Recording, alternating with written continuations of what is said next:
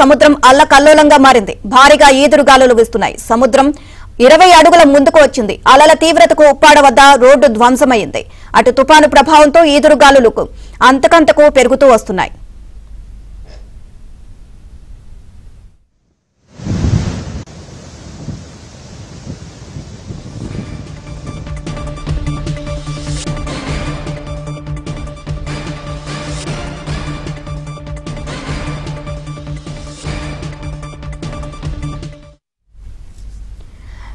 ఇక ఉప్పాడ బీచ్ వద్ద పరిస్థితి ఏ విధంగా ఉంది తెలుసుకునే ప్రయత్నం చేద్దాం. దీనికి సంబంధించి మరిన్ని అప్డేట్స్ కరెస్పాండెంట్ అప్పారావు అడిగి తెలుసుకుందాం. అప్పారావు, ఉప్పాడ బీచ్ వద్ద ఏ విధంగా ఉంది పరిస్థితి? సో అల్లల తాకిడికి రోడ్డు కూడా పరిస్థితి అధ్వానంగా ఉంది అని చెప్పేసి అధికారులు చెప్తున్నారు. సో సిచ్యువేషన్ ఏంటి?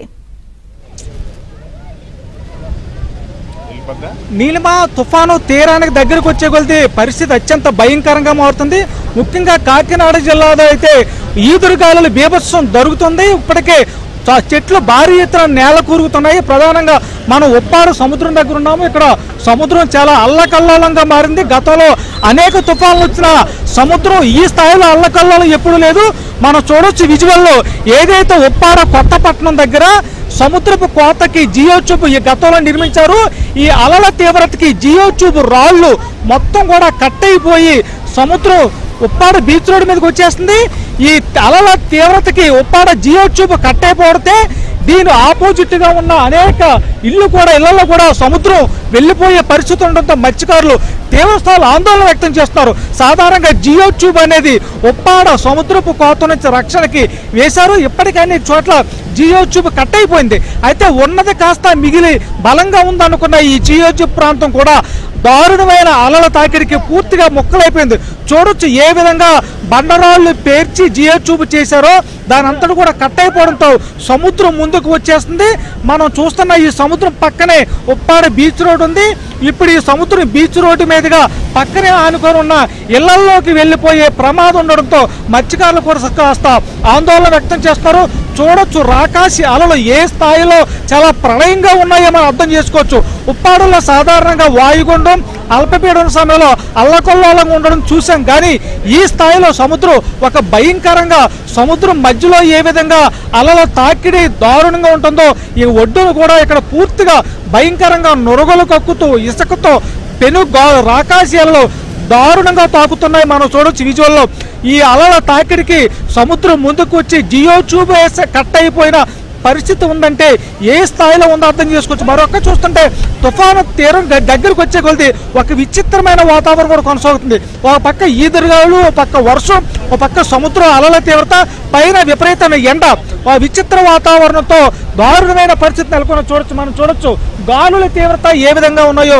చెట్లు కూడా ఇప్పుడు మన దగ్గర అలల తీవ్రత ఎక్కువగా ఉండడం, జియో ట్యూబ్ కట్ అయిపోయిందని సమాచారం తెలిసి పిఠాపురం టీడీపీ సీనియర్ నేత మాజీ ఎమ్మెల్యే వరం గారు కూడా వచ్చారు. ఒకసారి మాట్లాడి చూద్దాం. సార్, అలల తీవ్రతకి జియో ట్యూబ్ కూడా కట్ అయిపోయింది. గతంలో ఈ తుఫాన్లు వచ్చాయి కానీ ఈ స్థాయిలో మీరు ఎప్పుడైనా చూసారా? ఇంత దారుణమైన స్థాయి ఘోరంగా ఉన్న స్థాయి ఎప్పుడు కూడా చూడలేదు. ఉద్యుత్ టైంలో కూడా ఇంత కనపడలేదు. ఇప్పుడు మనం కొత్తపట్నం దగ్గర ఉన్నాం. ఇటు సుబ్బంపేట కానీ, ఇక్కడ బర్మా కాలనీ కానీ, అదేవిధంగా ఉప్పాడు కానీ, అటు మాయాపట్నం కూడా ఇదే విధంగా రఫ్గా ఉంది. ఎప్పుడు తెగిపోతే రోడ్డు గ్రామంలోకి వచ్చేస్తున్న భయం కూడా ఆందోళన కూడా ఉంది. ఇదే పరిస్థితి కోనపేటలో కూడా ఉంది. ఎక్కడికక్కడ ప్రభుత్వం అప్రమత్తం చేసి పునరావాస కేంద్రాలకి కూటమి పార్టీలో ఉన్న కార్యకర్తలందరం కూడా పునరావాస కేంద్రాలకి తరలిస్తూ వెళ్తూ ఉన్నాం. యువకులు ఉన్నారు తప్పితే పెద్దవాళ్ళందరూ కూడా పునరావాస కేంద్రాల్లో ఉన్నారు. అలాగే ఎన్డీఆర్ఎఫ్ యొక్క టీమ్స్ కూడా అన్నీ ఉన్నాయి. ఏది జరిగినా ప్రాణ నష్టం జరగకూడదని చంద్రబాబు నాయుడు గారు ఇప్పుడు టెలికాన్ఫరెన్స్లో కూడా చెప్పడం జరిగింది. తెలుగుదేశం పార్టీ కార్యకర్తలందరూ కూడా అలర్ట్గా ఉన్నారు. ఎక్కడికక్కడ అధికారులకి సహాయ సహకారాలకి ఈ జిల్లా కలెక్టర్ గారు కూడా రాత్రి పగలు మొత్తం ఆఫీసర్స్ అందరూ కూడా పనిచేస్తూ ఉన్నారు. ఎట్టి పరిస్థితులన్నీ ఎదుర్కొంటాం. తుఫాను తీవ్రత అనేది సాయంత్రం మరింత పెరిగే అవకాశం ఉంది. సముద్రం ఇప్పటికే చాలా భయానకంగా మారింది. జియో ట్యూబ్ కూడా కట్ అయిపోయింది. సముద్రం మరింత ముందుకు వస్తున్న పరిస్థితుల్లో ఇక్కడ స్థానిక మత్స్యకారులు తరలించే అవకాశం ఉందా? చేస్తే ఎక్కడ తీసుకెళ్లే అవకాశం ఉంది? అందరూ ఇక్కడ ఆల్రెడీ ఓన్లీ ఉప్పాడికి 6 పునరావాస కేంద్రాలు పెట్టాం. దగ్గర 5-6 వేల మంది పట్టే విధంగా, ఇంకా పైన పట్టే విధంగా. ఇక్కడ ఇప్పుడు పాటులో ఉంది. పాటులో ఉంటే అర్థం ఏంటంటే కొంత సముద్రం వెనక్కి వెళ్తుంది, ముందుకు వెళ్తుంది. రేపు పోర్ట్ వచ్చాక ఇంకా ఎక్కువ పెరుగుద్ది. అంచేత ఏంటంటే సాయంత్రానికి ఇంకా పెరిగే అవకాశాలు చాలా ఎక్కువగా ఉన్నాయి. దాన్ని దృష్టిలో పెట్టుకుని అందరినీ కూడా పునరావాస కేంద్రాలకు పంపిస్తున్నాం. ఓ పక్క ఉప్పాడ వద్ద సముద్రం అల్లకల్లోలంగా ఉంది, మరొక చూస్తుంటే ఏలేరు దగ్గర కూడా వరద తీవ్రతకి అక్కడ హైవే కూడా కట్ అయ్యే అవకాశం ఉందంటున్నారు. అక్కడ పరిస్థితి ఇప్పుడు ఏలేరు నుంచి కూడా పిఠాపురం శివరాయి కట్టు కాబట్టి ఏలేరు ఫ్లడ్ అంతా ఇక్కడికే వదిలేస్తున్నారు. అప్పుడు గత ప్రభుత్వం 14-19లో చంద్రబాబు నాయుడు గారు ఉన్నప్పుడు ఫ్లడ్ డైవర్షన్ చేశాం. ఆ విధానం వైసీపీ ప్రభుత్వం వచ్చాక ఫ్లడ్ అంతా పిఠాపురానికి వదిలేస్తున్నారు. మొన్ననే మేమందరం కూడా కలెక్టర్ గారితో మాట్లాడి ఫ్లడ్ డైవర్షన్ చేసి అటు పెద్దాపురం దబ్బకాలు కూడా డైవర్ట్ చేస్తే 2000 క్యూసెక్లు అటు వెళ్తుంది. పిఠాపురానికి ఒత్తిడి తగ్గి 60,000 ఎకరాలు పంట నుంచి రక్షణ పొందుద్దని ఆలోచనతో చేస్తాం. ఆ ఎఫెక్ట్ కనపడుతుంది. ఆ విధంగా అధికారులు మానిటర్ చేస్తున్నారు. మరి పెద్ద ఎఫెక్ట్ కొట్టకుండా ఫ్లడ్ వాటర్ డైవర్సిఫికేషన్ జరుగుతుంది. ఏలేరులో కూడా 21 టీఎంసీ వరకే పరిమితం పెట్టి మిగిలినంతా అవుట్ఫ్లో చేస్తున్నారు. ఇన్ఫ్లో అవుట్ఫ్లో కాలిక్యులేషన్ చేసుకుని బయటకు వదులుతున్నారని చెప్పి తెలియజేస్తారు. ఇది ఇక్కడ పరిస్థితి. సముద్రం అయితే చాలా అల్లకొల్లోలంగా ఉందని చెప్పాలి. సాయంత్రానికి తీవ్రత కూడా మరింత పెరుగుతుందని చెప్తున్నారు.